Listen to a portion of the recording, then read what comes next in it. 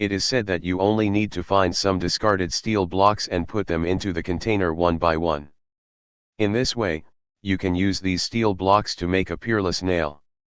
At first, the family thought the young man was joking, but they all praised the finished product. It turns out that the masters are hidden among the people.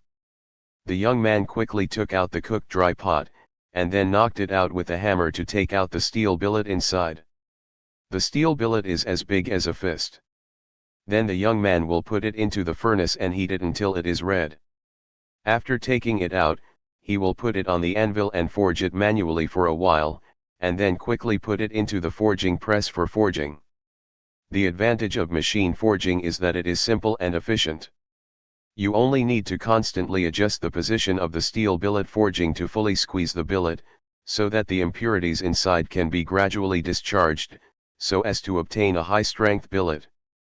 As time goes by, the tail of the billet will slowly stretch and stretch to form a corresponding shape. Then the young man will continue to make subtle adjustments manually for a while, which is the effect after the initial forging. Then the guy will fix the billet and cut off the excess billet at the front end. After heating the billet until it is red hot, he can continue to hammer out the shape of the sword blade. Hand forging can accurately control the quality and details of each product, so it can produce higher quality products. Craftsmen can customize products according to customer needs to meet personalized needs, so this step is essential for some fine products. This is the effect picture after forging, and then the guy will use a grinder to grind and polish half of the sword body. After grinding, continue to use a ruler and a cardboard model to plan the complete outline of the sword body, and then use a cutting machine to cut along the marking line. In this way, there are still many defects on the sword body, so it is necessary to use a grinder to continue to polish these defects. Then put the sword body into the furnace and heat it until it is red hot, and then put it into the molten liquid for quenching.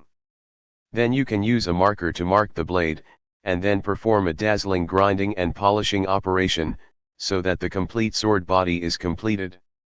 Then soak the sword body in the molten iron chloride for a while, and mysterious patterns will appear on the surface of the sword body, which is so beautiful. Of course, the guy did not forget to polish the guard. Next, he will take a piece of ebony and start making the sword. I will not introduce it here, please pay attention to the operation details in the video.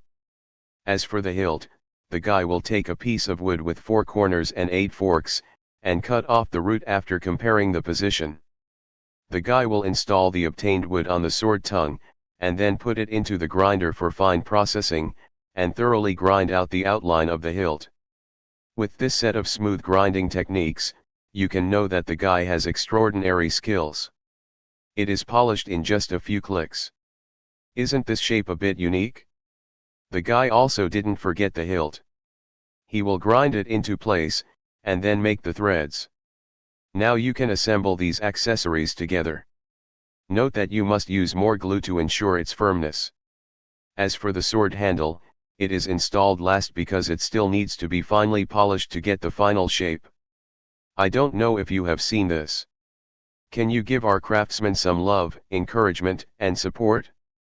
Thank you very much. Finally, apply a layer of wood wax